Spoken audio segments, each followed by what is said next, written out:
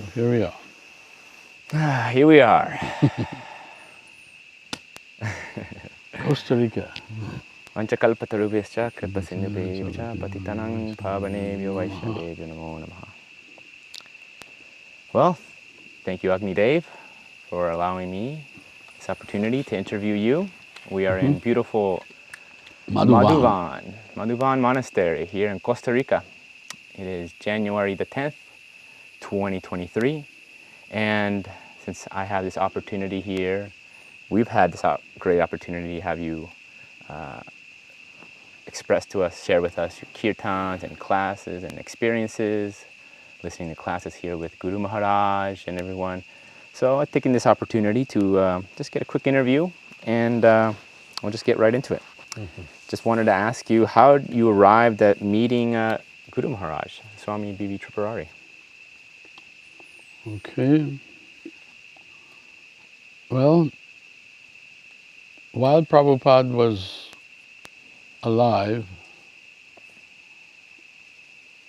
when I say alive, well, Prabhupada was still with us, I knew of Guru Maharaj. He was a famous person in ISKCON. Prabhupada said he was a pillar of ISKCON. Yeah, you know what year that was around? When he was... Yeah, I guess that's in the 75, 74. Yeah, from 75, probably maybe 74 through. Prabhupada left in 77. Right. But he was a respected person throughout ISKCON. Right. Because of his dedication to distributing Srila Prabhupada's books.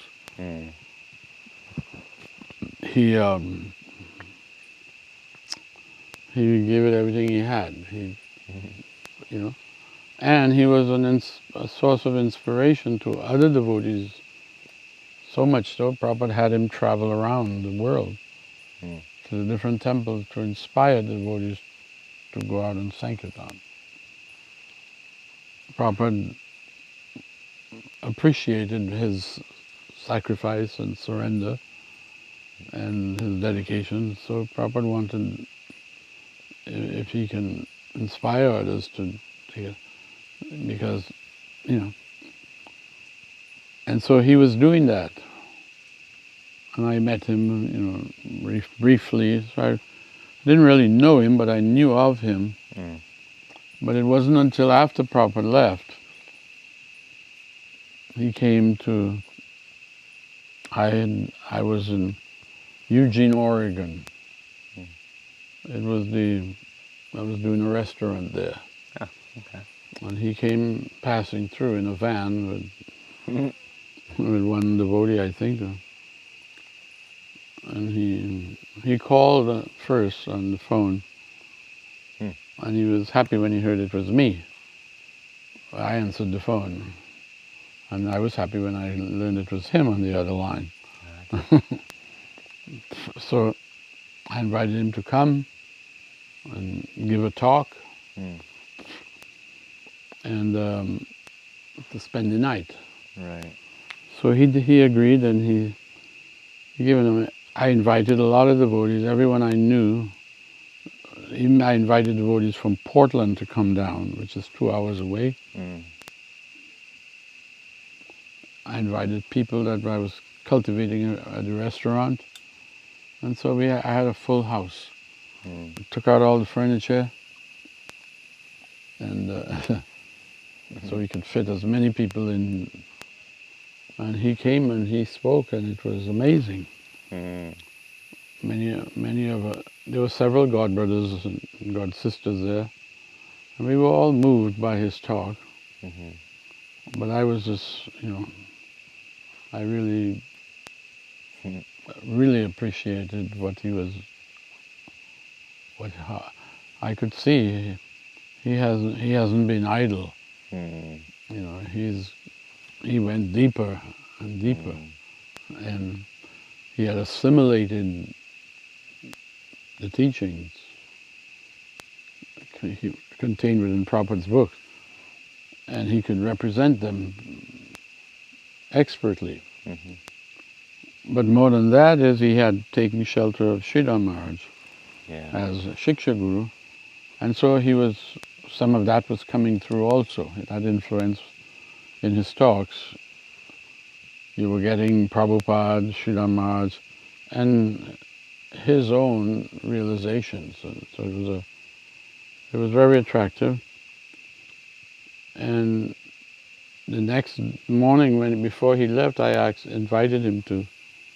When I learned that he didn't have a base, I invited him to come and stay and make a base in Eugene. Gotcha. And I told him that I would support him. And he was pleasantly surprised that I was offering that, because nobody else offers him that, you know. And I was thinking, people don't realize what a valuable asset he is, you know. So he came, and he ended up staying. He opened a temple, and he ended up staying for 9 years. Wow. Which was wonderful. And during that time, I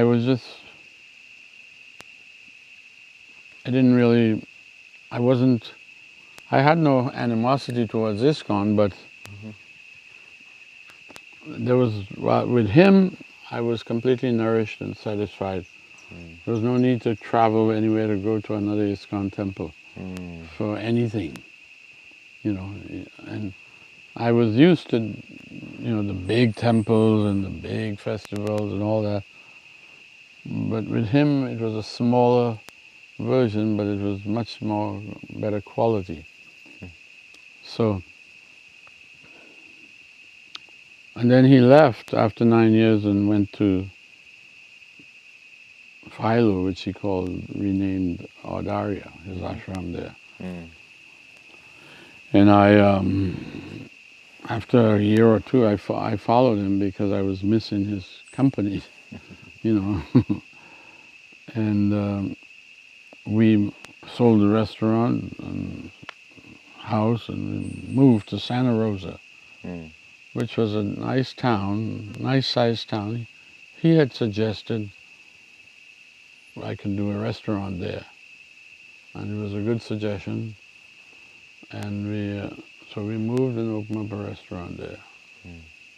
We were about an hour and a half from Audarya, but that's not too bad. You know, we could, on weekends, we could go up there. On festival days, we could, you know.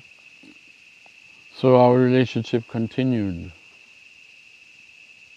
you know, like that for another 10 years, you know, after that. Wow.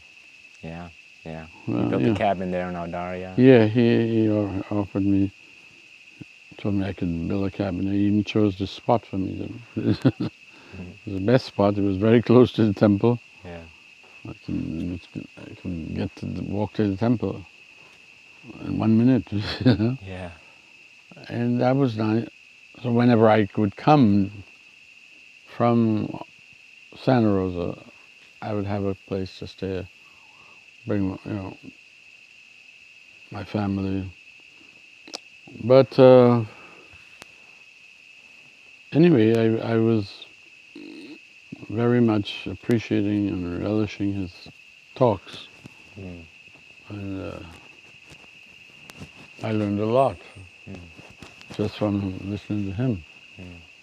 I learned more listening to him than anywhere else, I think. Because he would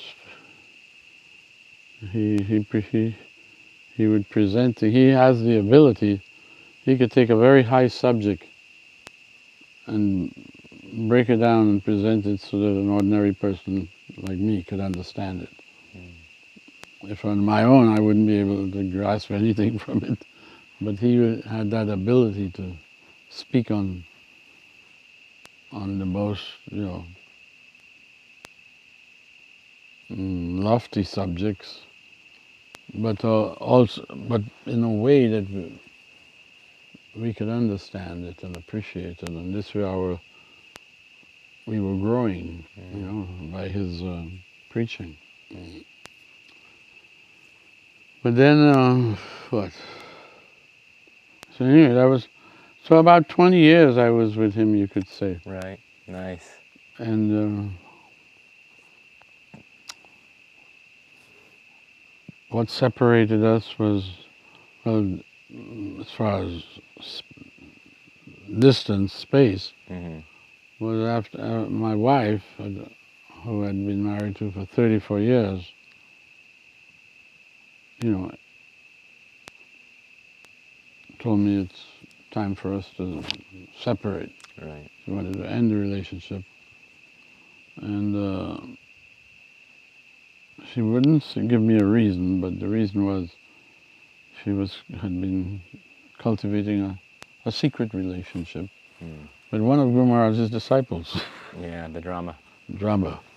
And so, anyway, when it happened, I just was bewildered and confused, and I knew it was over, and there was no pleading with her or anything. You know, I could see she'd made up her mind. So I ended up leaving the sangha because there was only 3 places in the sangha. There was Madhuvan, Ardaria, or North Carolina. Mm-hmm. But everyone in all these places knew me and knew my wife. Mm. And so I thought if I hung around here, that everyone would be looking at me with pity or something. Mm. Yeah. I was like Mr. Pitiful. So, and I would have to probably answer questions. Yeah. And I didn't want to do that. And I didn't want. So, at first I thought I should go to India. Yeah. And I wanted to go to India and spend like 3 months. Spend a month in Mayapur, a month in Vrindavan, and a month in Jagannath Puri. But that seemed to be problematic.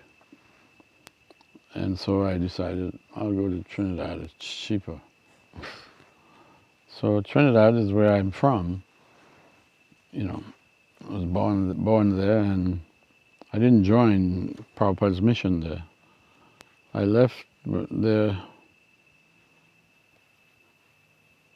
in 1970, and I met the devotees, Prabhupada's disciples, in New York. And not long after I met them, Prabhupada came, and I got to hear him speak, and that was a clincher. It was, I felt confident, yes, I'm going to follow him. So I joined, quit my job, everything. Mm-hmm. Very interesting. Yeah, I never looked back. So it was a nice time, the few years that we had with Prabhupada. Yeah. He did, he did so much that years after, people are still just now beginning to realize what he gave, Yeah.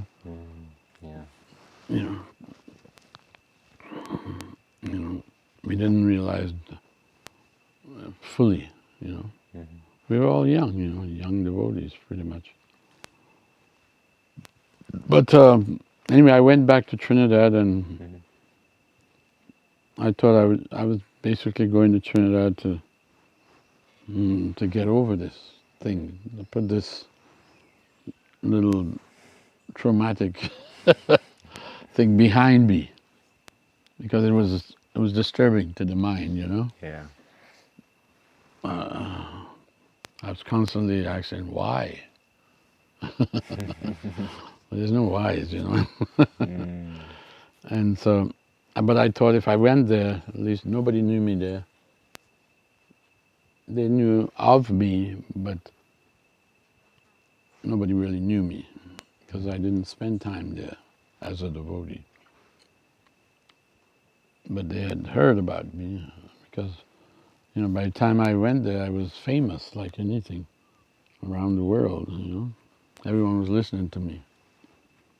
One sannyasi used to call me the voice of ISKCON. I mean, I just, by Prabhupada's grace, I was able to do that. And so it was a good place for me to go in Trinidad because nobody asked me nobody knew anything about my life prior to coming there. Yeah. And so they never wanted to know anything. Yeah. They were just happy that I'm there. Mm. But I left after 3.5 years. Mm-hmm. And I went to Mayapur for the first time in like 20, 25 years. And when I did that,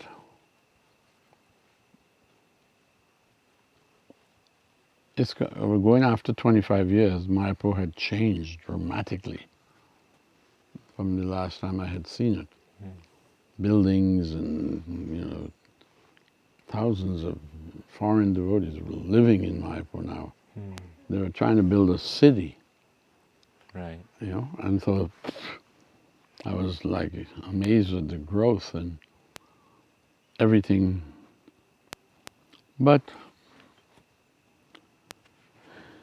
And then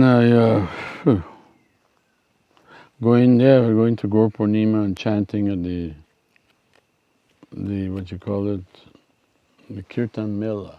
Okay. That was something new that started sometime. I didn't know about it until I went there after. And when I chanted, it was like I became instantly in demand. Yeah. Interesting. Because everyone wanted my contact information. Meeting in the international devotees. Yeah. And I would give it out, give them my email address.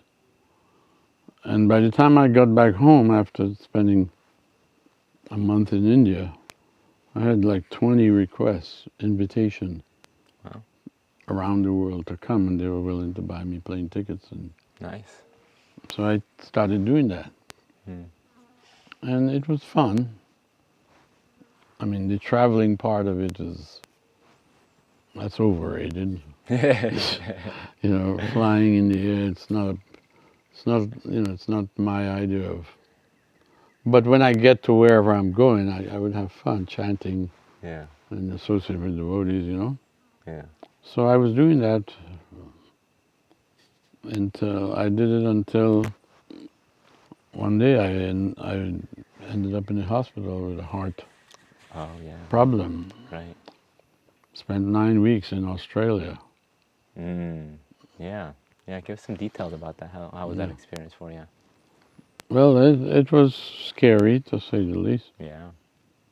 because I didn't know what was the problem until after 9 weeks.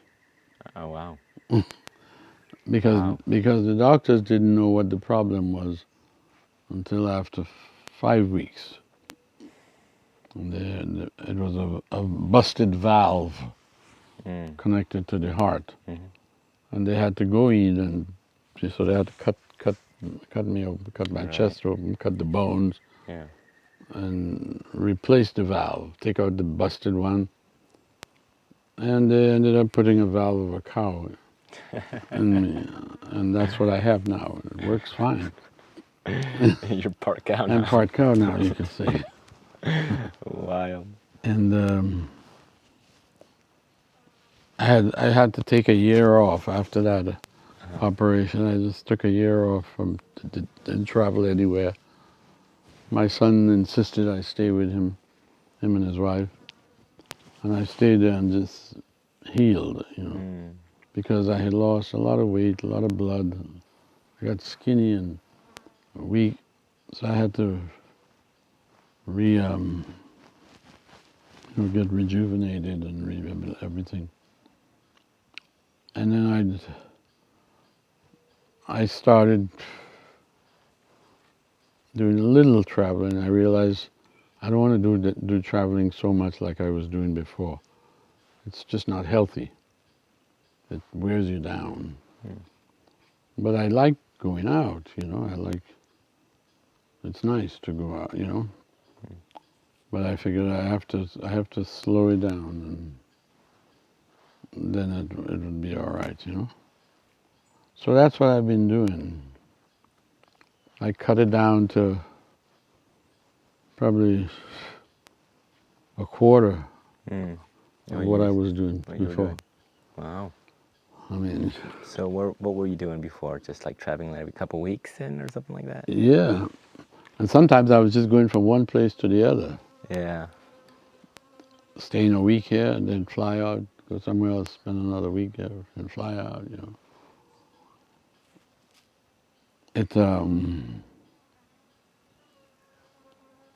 Doing it, I felt it was a good service, you know. I chant. I've always approached chanting in the mood of service as a servant. Mm-hmm. So, and the devotees were appreciating that, you know. And so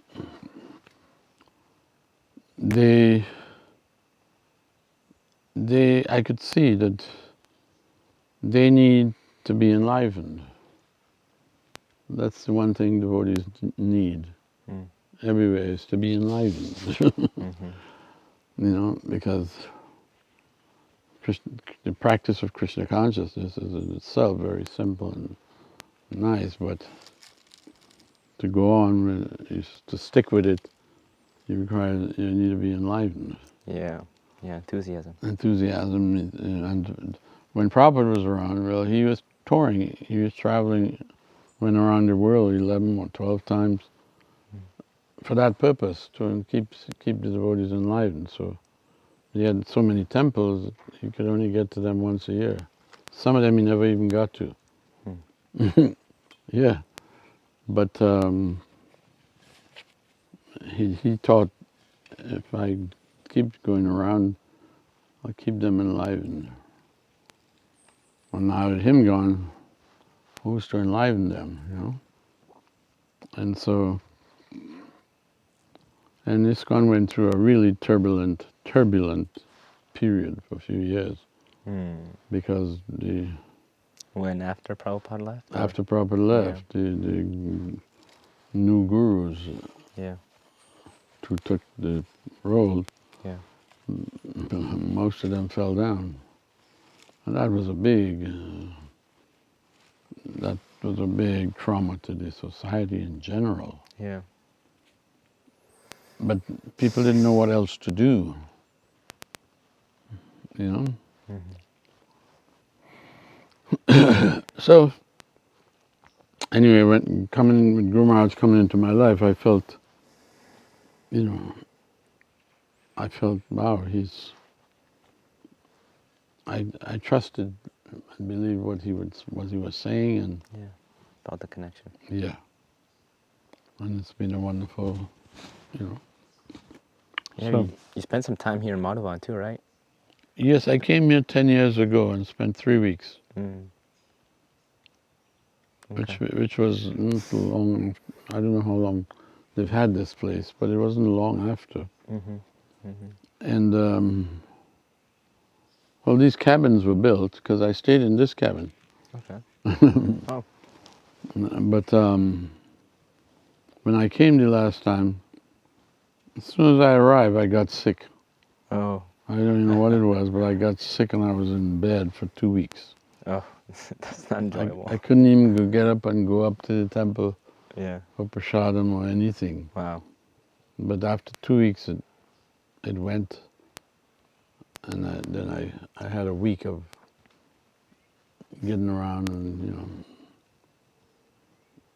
that third week, when I came out, Gurumaharaja took me on a horseback ride up the mountain, Yeah. and that was wonderful. Yeah, so, you know,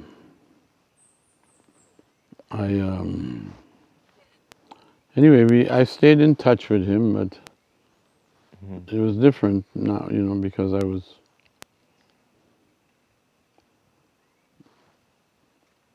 trying to get used to this new life, Right.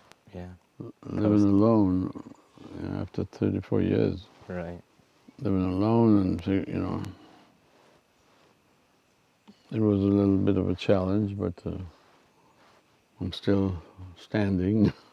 Well, here's a question for you. Hmm. Did you foresee yourself in your service offering kirtan like you are now when you were in ISKCON? What did you do within ISKCON for Prabhupada Well, I specifically? was a temple president for about 10 years Well, in Laguna Beach. okay. Tell us a little bit about that. That was wonderful. We took I was sent there from Los Angeles. I was living in Los Angeles Temple, Okay. and I was I came from New York. Okay. I joined in New York, That's where you first met yeah, Prabhupada. Okay. and From Trinidad to New New York. York, yeah. Joined in New York, but the winters in New York were a bit much for me. Yeah. And so Going after from the 2 years tropics in to the temple, yeah. Okay. as 2 a years. brahmachari, I ran away. I mean, I didn't ask Oh, really? anybody. Because it was the way many devotees looked at it. There was one guru, Prabhupada, and all the temples were his. So it was like one big family. So I thought, well, I'm leaving this family here, Right. these relatives here, and I'm Yeah. going over there. Right. Same So family, just different same group. thing. So I went to California, went to Los Angeles, Right. Okay. and it was definitely easier for me. The climate was better, and then it was in LA that the devotees began recording me and distributing the recordings. Okay. When was that? That was in LA? Yeah, Okay. So it started then. You were already knowing kind of the kirtaniya to yeah. some degree. Okay. Cool. But somebody in LA was like making the effort to distribute it, to Okay. send it around. Right. And as a result, devotees around the world were beginning to hear me. Yeah. And they grew up listening to me. Yeah. Several recordings were made. I think I had put out 4 cassettes, and they were all very popular, and everybody. And then after Prabhupada left, and my local GBC guru fell down, Oh. I stepped down from being president.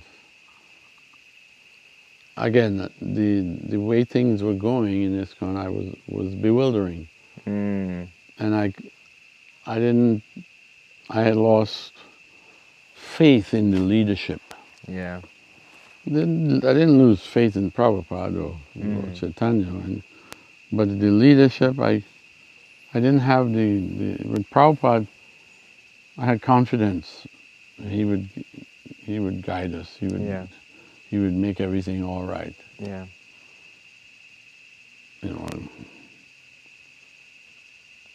Prabhupada was like Mr. Fantasy, you could say. Yeah. Yeah. He was so. And then when he left, and these godbrothers took over the reins, they were just not up to. They were just not up to his level, and it became clear. Although they tried to present themselves as if they were, Yeah. but it was clear to everybody else that they're not. Yeah. But we wanted to cooperate for Prabhupada. Prabhupada said, your love for me will be shown by your ability to cooperate and keep this thing going on. I work hard to build this up, Yeah. and it'd be a shame for it to go down. Yeah. So cooperation is necessary. So we stayed and cooperated for a while, and then I just thought, I didn't want to be under their control, which they wanted absolute surrender. Yeah. They wanted to kind of surrender Prabhupada got, but they couldn't, they didn't have, they weren't delivering. Qualified, yeah. Yeah. So I went outside and I got into the restaurant business. Ah, gotcha. Yeah, and that's how I supported my family. That was in LA, right? No, Laguna Beach. Okay. While I was president, I opened. Yeah, tell us a little bit about Laguna Beach history there. Well, when I went to Laguna Beach, the temple was a house on a residential street, but I was sent there because there was a big problem there. Yeah. Big problem. Hmm. A problem that potentially could have destroyed ISKCON. Yeah. What it meant, what was happening was practically the whole temple and the whole community in Laguna Beach got involved with an international drug operation. Jeez. Yeah. And the reason, why did they get involved with that? Because of the money. Uh-huh. They would become the mules. Yeah. That was a term they used in those days. Okay. They were the ones to bring in the drugs. Bring it into the country. Bring it into the country, come from Afghanistan, Wow. smuggle it in. That's crazy. And they'd been doing this for a year, and eventually, I think one lady, she just knew. I mean, she knew that this is wrong, and she tried to talk to others, but nobody. They had become attached to it, to make the money. It wasn't that they were using the drugs, but the money. And so, this lady went to Prabhupada and spilled the beans. This is what's going on. It's been going on for a year. Prabhupada was shocked. Couldn't believe it. One of his temples, that this is what's going on. And he told the GBC, if this leaks out, if this gets to the press, public, the public, this could ruin our whole movement because we would be seen as the biggest hypocrites. Yeah, for sure. So Prabhupada, first thing he did was the GBC man was living in LA, the man who was in charge of the whole West Coast. So this, Prabhupada said, this is going on under your watch. Yeah. How come you didn't know about this? The fact was, he did know about it. Oh. He was taking money from them, Yeesh. and it was like payoff money. Yeah. Keeping it going. Hush money. Right. Jeez. And so Prabhupada moved him from that post and put him in another country, put him in England. Because he was a good manager. And Prabhupada then replaced him with a young GBC man, who was the one that sent me to Laguna Yeah, okay. to try to clean it up. Rectify the situation. Yeah. So I did. It was a struggle, but Gurnitai rewarded me by giving me that church. Because it got to the point where the city, they wanted us out of town with a passion. Yeah. They hated us, And what eventually they revoked, they took back the permit. Because in America and other places, in America for sure, you could operate a church or a temple in a residential area. In a house, to get a permit. Right. So ISKCON was operating out of a house. In that house, when they revoked the permit, they revoked the permit after I was there and put in charge. The city wanted us out. Yeah. And they took back the permit. So they said, now you can't operate as a church. If you do, you'll be breaking the law. They said, you can't have the public coming. You can't have your Sunday feast. So it seemed like, boy, they got us now. What are we going to do? But for 1 year, I started taking the Sunday feast to the beach. And it was the best thing we ever did. Wow, that's interesting. Novel. Yeah. Okay. I would bring Gurnitai deities on a palanquin. Yeah. I have a picture of that on my iPad I could show you. That'd be nice. Every Sunday we would decorate the palanquin, Yeah. put Gurnitai in it, fasten them down, and we'd go down there in Harinam procession to Main Beach, which had a boardwalk. Right, right. It's really a classy, pretty place. And we would sit there with Gurnitai and I would just sit down and chant for hours. And we'd have the devotees would bring the prasadam. And I simplified the feast. I just would have them make a big pot of khichdi, a big pot of halava,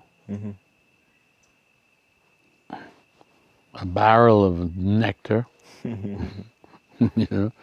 and some papadums. Nice.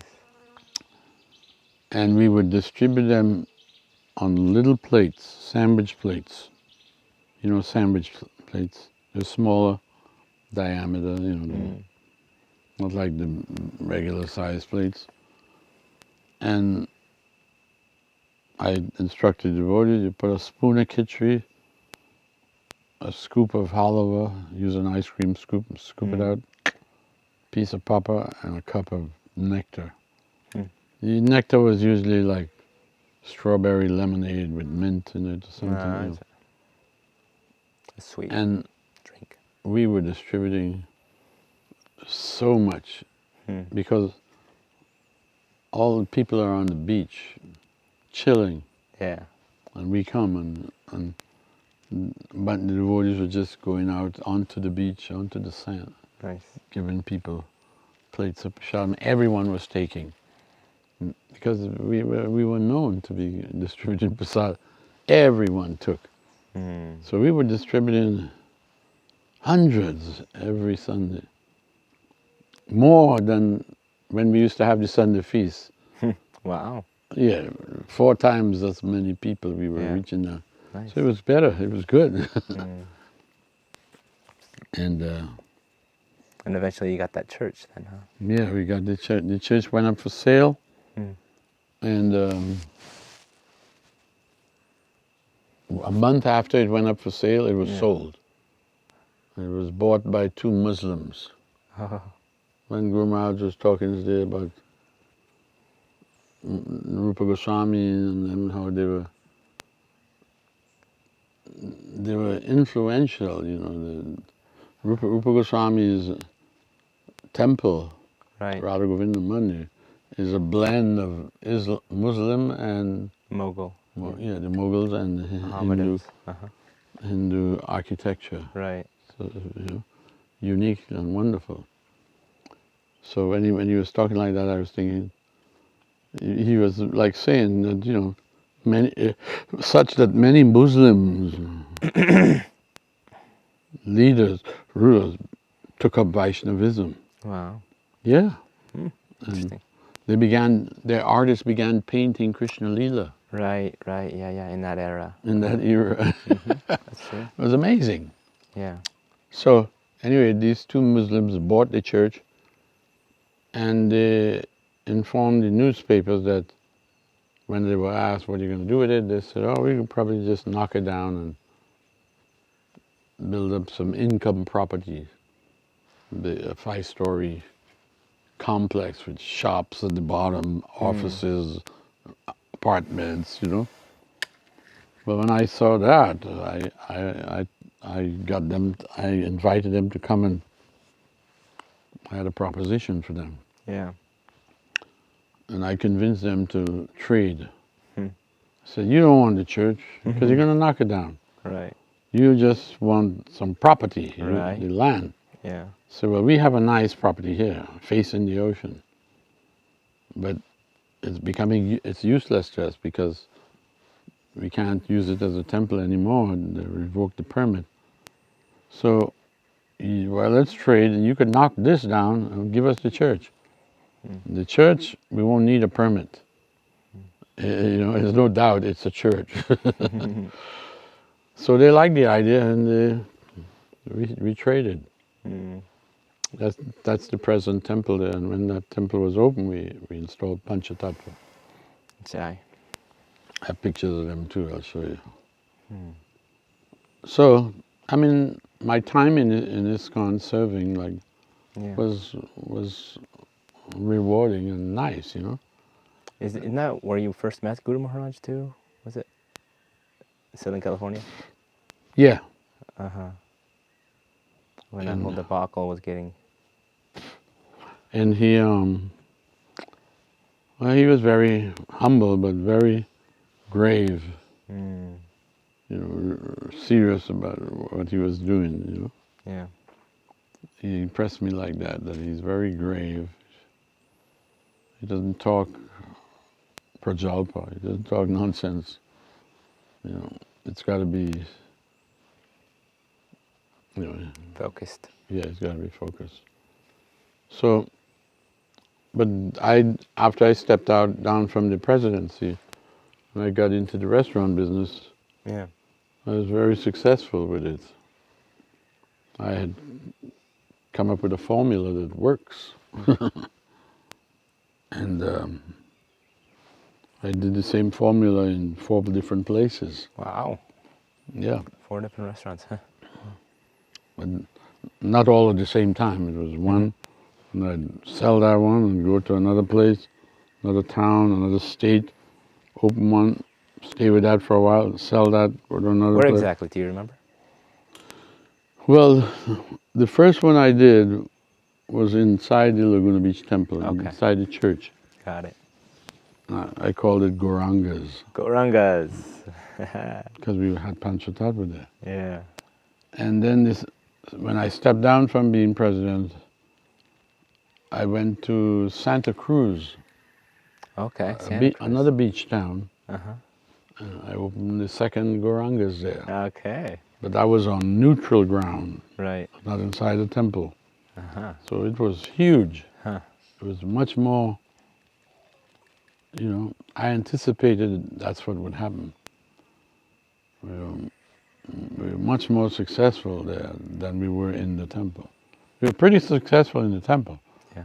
But that gave me the confidence that if we could do it here, we could do it anywhere. Yeah. So then after Santa Cruz, we sold that and went up to Oregon, Eugene. Yeah. And maybe about 6 months after we had opened and we were settled, Guru Maharaj came trucking in. And he ended up staying 9 years. Oh, right. In Eugene, Oregon. Uh-huh. Yeah. Cool, cool. So that was the 3rd place.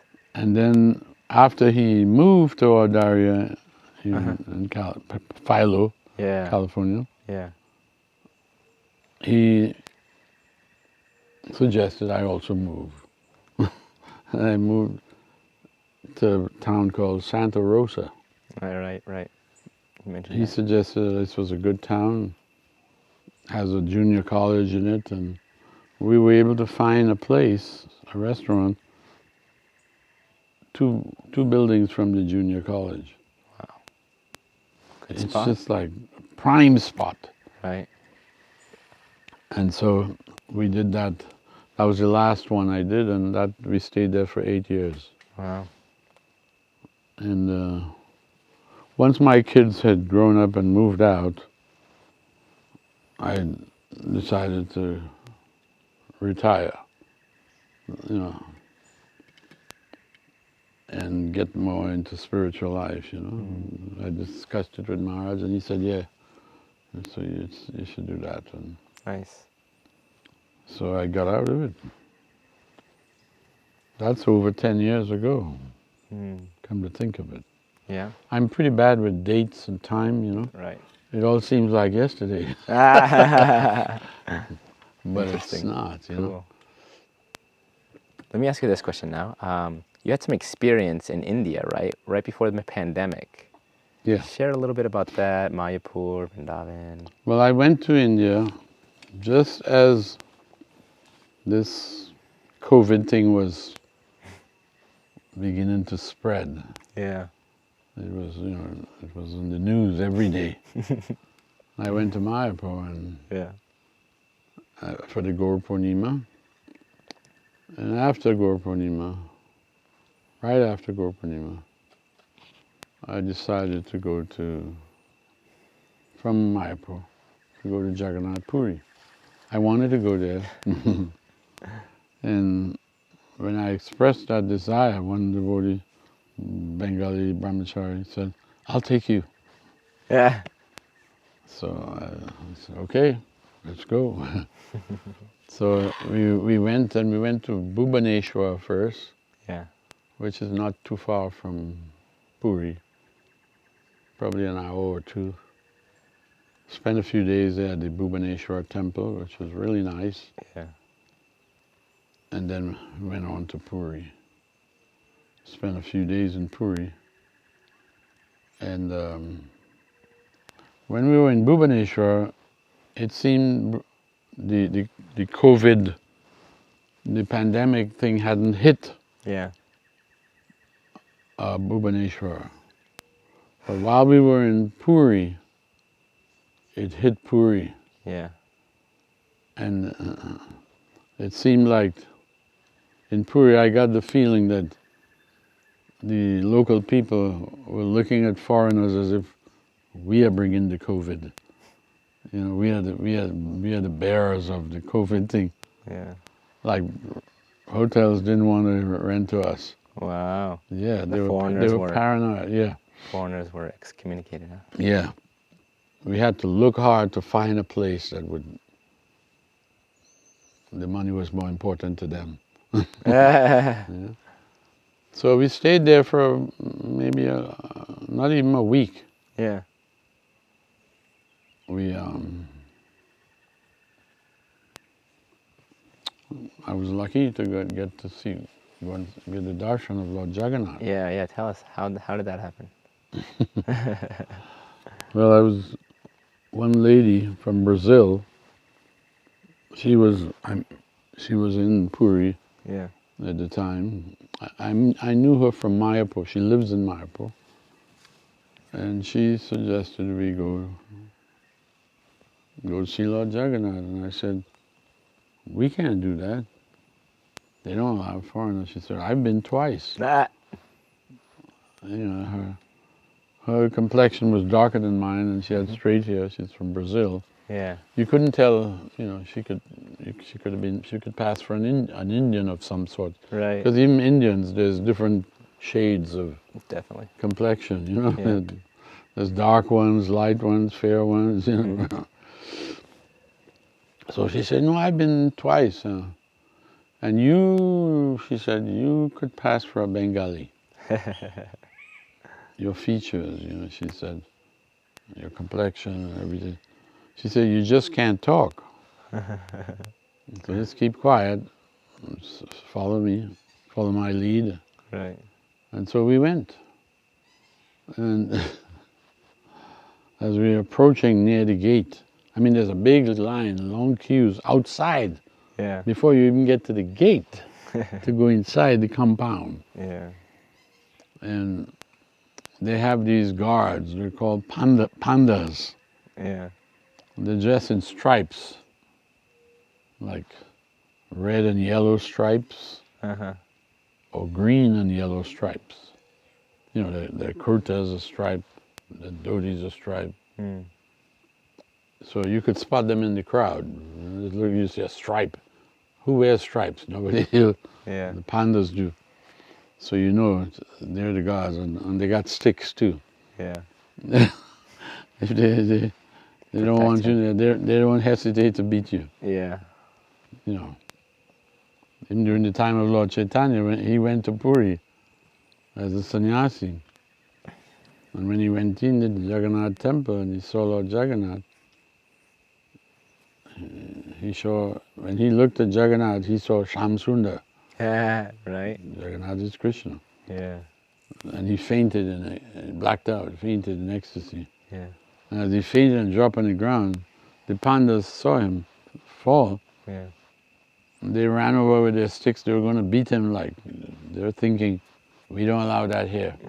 Right. That kind of behavior, you know. Uh-huh. Sahajas do that.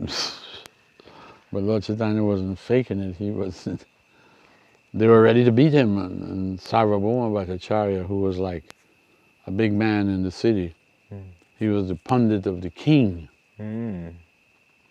And he was famous all over India. Most learned logician. Mm-hmm. So, and he lived near the Jagannath temple. So he came and he said, stop the pandas from beating Lord Chaitanya. He said, no, you can, no, he's a sannyasi, you can't beat him. And he had some men take the Lord Chaitanya's body over to his house. Mm. Right. Because he was out. Mm-hmm. But he examined him, you know, when I say examined him, he put his ears close up to his nose and he could tell he's breathing, but very softly, very slowly. And Sarvabhauma, being a learned person, he could understand this is some kind of a spiritual trance he's in. He could understand that. So, but he didn't know how to revive him. Yeah. Took him to his house. But several devotees from Bengal were following some distance behind Lord Chaitanya when he left Bengal to go to Orissa, to Puri. So when they arrived in town, they inquired at the temple. You know, did a tall, fair sannyasi pass through here? And they say, oh yeah, he came here. Where is he? Oh, he's over at Sarvabhauma Bhattacharya's house. Where is that? Oh, just not far. Walking distance. So they went, and when they saw Lord Chaitanya, they lined completely out of it. You know. They knew what to do. They started kirtan. There you go. And Right. he woke up, he came out. Them. He came out of it and said, where am I? He didn't know where he was. So anyway, Puri. I wanted to go to Puri because I know Lord Chaitanya spent, you know, half his life was spent there, in Puri. 24 years, first 24 years, Grihastha in Mayapur, Navadvip, took sannyas, went to Puri. Right. And for 24 years, 6 of those years, he went traveling. Maharaj is explaining today. He went to South India, Right. and he went to Vrindavan. And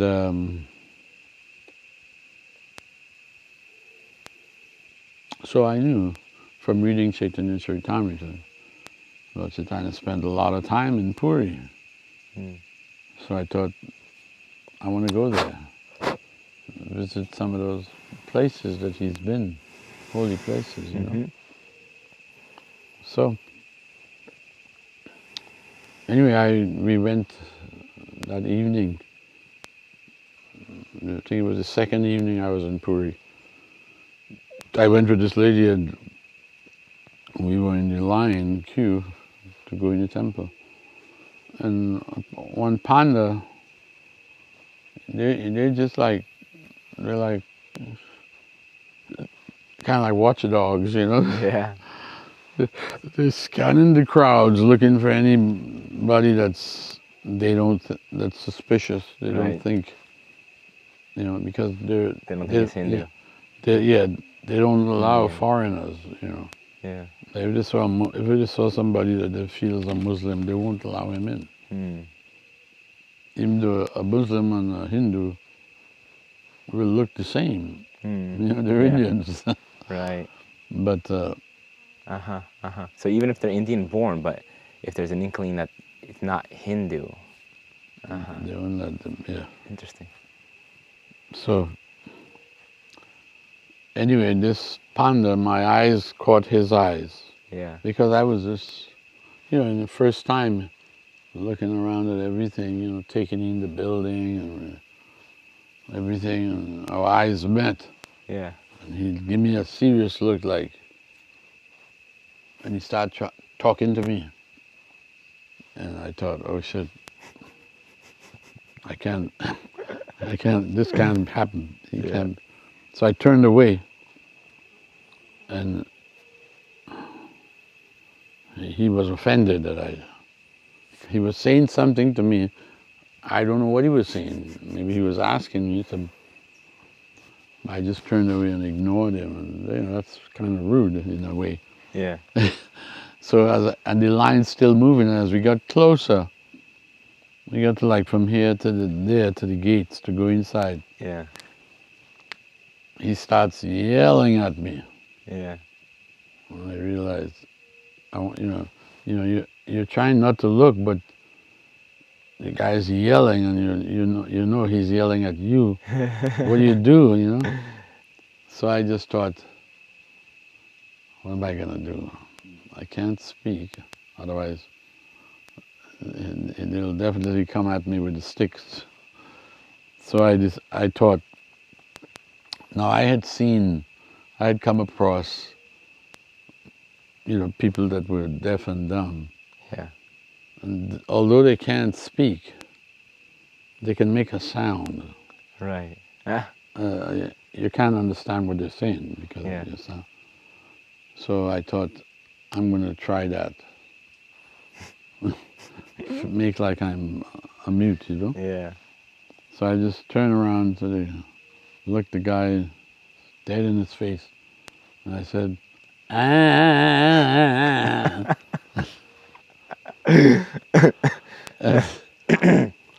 When I did that, Yeah. it freaked him out. He didn't know. Yeah. He couldn't. He got bewildered. Yeah.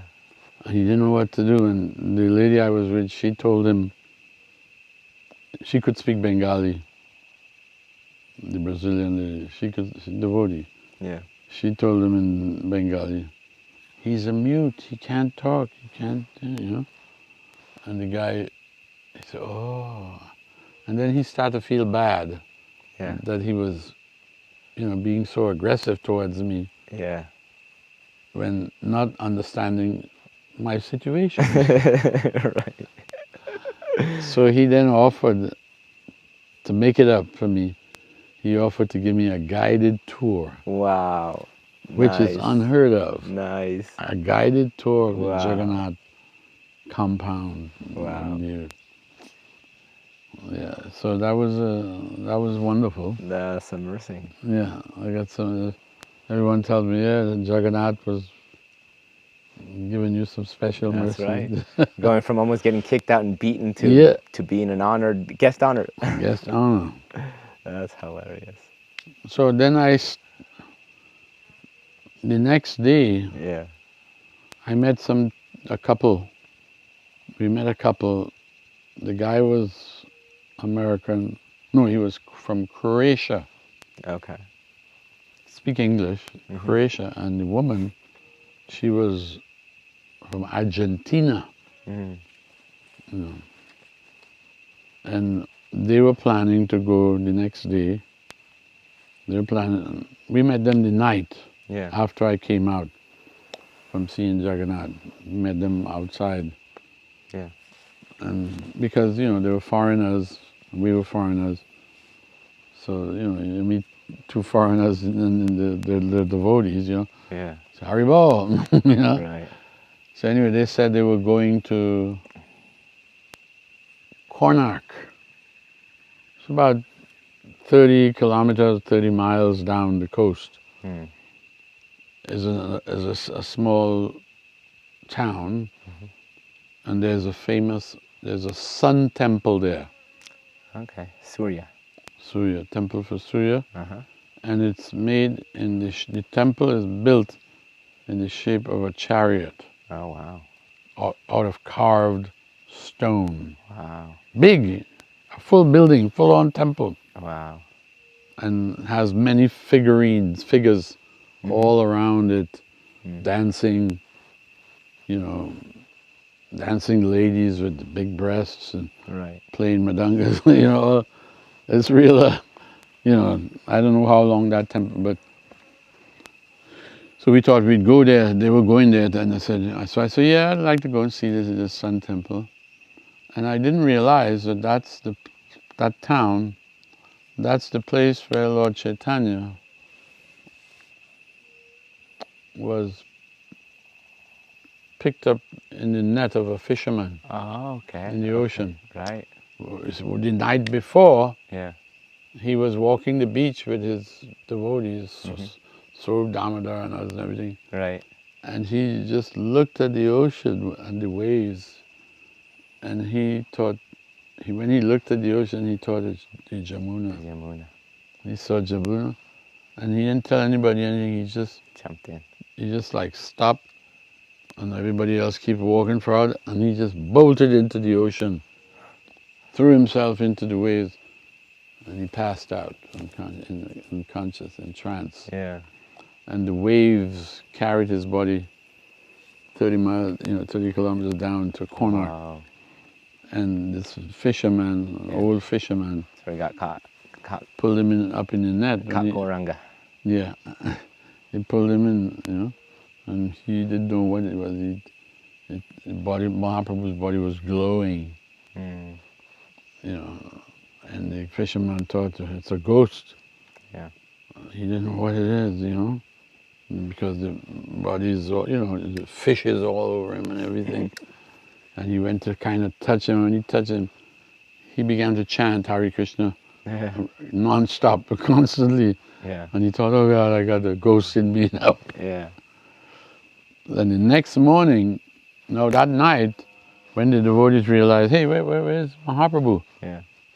He was with us. Yeah. He's not here. Yeah. They looked down the beach, both directions, Yeah. no sign of him. They split up into two groups. So one group, you go forward, and the other group go, and look, check on the land, and they couldn't find him. Nobody thought of looking in the ocean because it's night, and the waves going. They wouldn't have seen him anyway. But the currents carried him downstream.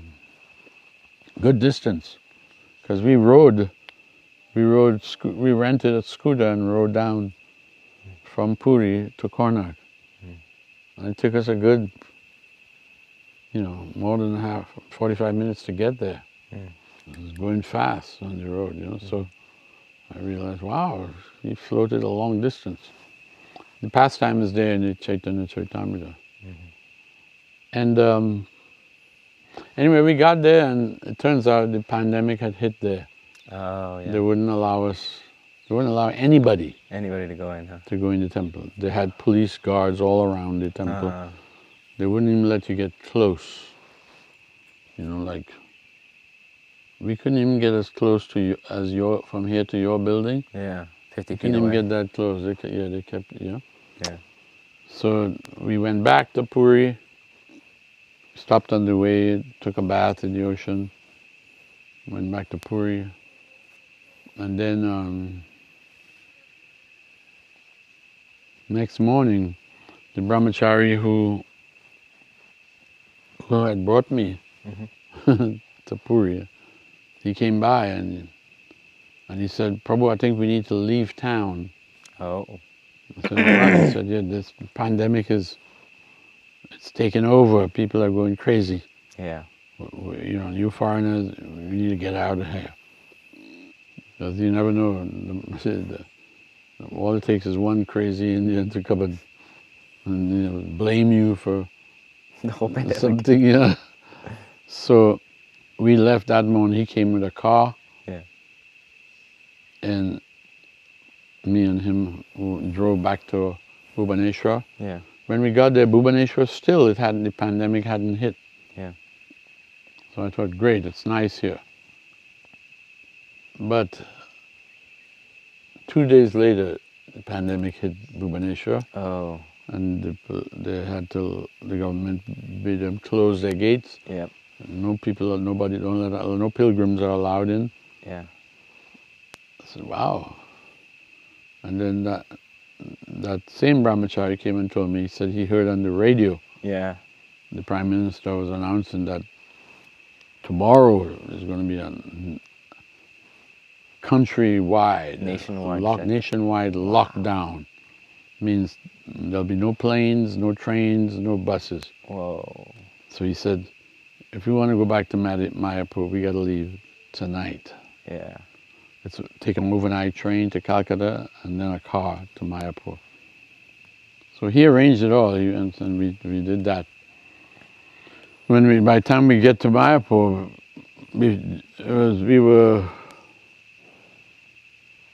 I think we had reached, the car had just passed the Yoga Pith, Yeah.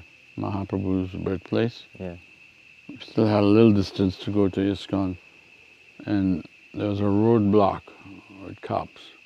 No cars are allowed further. They're getting their orders what to do, and they're doing it, you know. Mm-hmm. So I said, well, no problem, we'll get out here. We get out of the car and walked. And they won't stop anybody walking, but no vehicles, you know. And we went, and when I got back, I realized, man, the lockdown was in full swing. The ISKCON temple had to lock down. Wow. All the entrances were blocked with police, and they're not letting anybody in. Yeah. So at that time,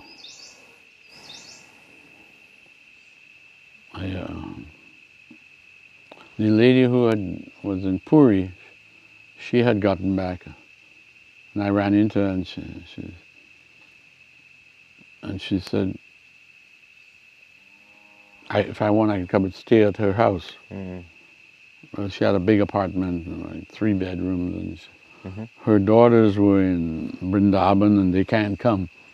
Oh, there was because there's nothing, no bus, no train. Nothing. So I said, all right, so I took up her offer and I stayed there. Mm. Anyway, I ended up staying in Mayapur 10 months. 10 months. Going through the whole hot summer season, the rainy season, the monsoon, everything. Yeah, interesting. Wow. But I had a nice time. Yeah, that's good. Nice you can get trapped anywhere. Mayapur is nice. No. Not a bad spot, huh? Well, if you're going to be trapped somewhere, Mayapur is a good place to be trapped. Yeah, interesting. Lord Chaitanya's thing. So we stayed there, and I started. Devotees approached me and told me, why don't we have bhajans morning and evening? Yeah. And at the apartment. So I said, okay. So they started doing it, and somebody started with their phone streaming it. And it was going all over the world. Yeah. Yeah. Nice. Yeah, people in America, people in Trinidad, everybody was seeing it and appreciating it, because I was practically going through the songbook, singing every song about Lord Chaitanya. Yeah. And morning and evening for about an hour. Yeah. And which was good. It kept us enlivened, and it was enlivening other people too. Yeah. And then when we had chance, when finally they lifted the lockdown, I went to France. Okay. But to go to France, I couldn't go directly to France. My friend, she wanted to go to France, and she invited me to come. Yeah. That's Krishna Prastaya. Mm. And I said, okay. I didn't have any plans. After 10 months in Mayapur, Anyway, but then someone told us, well, you can't go. France has closed their borders to anybody coming from America, India, or Brazil. Right. Okay. They won't let you in. Those were hot spots. Hot spots. Yeah, that time they had like the biggest amount of cases. Right. But then someone says, but if you want to go to France, just go to England and spend a couple of weeks in England, like self-quarantine. Yeah. And then from England, they won't hassle you. They'll let you in. So we did that. Yeah. Because I have a sister in England. Right. Okay. And so that's how you made it. So I made it. I ended up staying 14 months in France. Oh, wow. It was nice, but and then from there. You started traveling again? No. We came back to America. Okay. She stayed in Seattle. Yeah. And we parted then, and I went to Trinidad. Okay. And but we stayed in touch. Okay. And then we met up again in LA Ratha Yatra, and then San Francisco Ratha Yatra. Yeah. And then I went back to Trinidad, she went back to Seattle. Yeah. Anyway, now it's her sister that's getting married. Okay. And the sister wants me to come, and sister's foot in the bill. Great. Well, that leads me to my last question. Basically, what are your plans going into the future? Now here in Madhuvan, Madhuvan is very therapeutic, very good for me. It's quiet, peaceful. You can get your thoughts in line, Yeah. Well, I'll continue to do little traveling. I don't want to travel so much. Okay. And visit. I mean, I have an invitation. I was just a few days ago. I got a call from South Africa. Oh, wow. And I'd been there before about 3 times. Yeah. And so one of the devotees there said, everyone's missing you. They want to know when you're going to come again. Yeah. Yeah, maybe I'll come again. So he said we're going to be organizing and planning it. So it's like, it's the youths. Yeah. And they did it before. They used to bring me. They'd buy my ticket and everything. Right. So I may do that. And then South America. Okay. I went there before coming here. Yeah. I did Peru, Bogota, Cali, Ecuador. Nice. I did Ratha Yatras in all those 4 places. Nice. And it's really nice. Yeah. And what I found out there is Paramdveti Maharaj used to preach there, was big there. Right. Huge. Mm-hmm. He had opened up many temples. Yeah. I heard of, somebody said he opened 50 temples just in Colombia. Yeah. So I met many of his disciples, and when they heard I was at the place, they all were coming, and they invited me to come to their place, Yeah. And I did that, and I could see, because, there's some problem with him. Right. They said somebody, I think Gurumaharaja told me, if he sets foot in Colombia, they're going to arrest him and put him in jail. Yeah. So he can't. He's got all these temples, but he made a mistake, Right. He made a few mistakes. So Padmanabha Maharaj was his sannyas disciple also. Yeah. And he left because he thought the only way to deal with this is to leave. Yeah. But there's hundreds, I mean literally hundreds of his disciples, maybe 1,000, I don't know. Yeah. Because there's devotees all over Latin America, and he preached extensively there for 20 years. Yeah. Yeah. So, but they all want me to come back. Okay. They all want. Some of them said they want to organize a tour for me to come and go to. There's so many places I didn't go to. I only went to the Rath Yatras. Yeah. But they said, no, there's, Cool. you know, like I didn't go to Chile. Chile had a Rath Yatra just recently. Right. And they were, while I was in Peru, Yeah. Chile was going to have their Rath Yatra. But I said, no, I can't come because I'd already planned to come here. Right. Right. And- Here in Madhuvan. Yeah. Yeah. So that I'll do a little traveling, little. Okay. And my base may change. Okay. You know, Okay. I may not stay in Trinidad. I see. You know, let's see. I'll know for sure when I come back from India. Okay. Cool. After Vrindavan, you know, things may become clearer. Yeah, you'll have to let me know, so then when we can arrange for another trip here to Madhuvan. Yeah. Yeah, definitely. No, Make this a yearly thing. yeah, this would be a good thing to do yearly. Cool. I mean, honestly, I'm not saying this out of sentiment or anything, but the classes Gurumaharaja is giving here, I don't know any place else you can go and get that. Of that caliber, that quality. Yeah. No.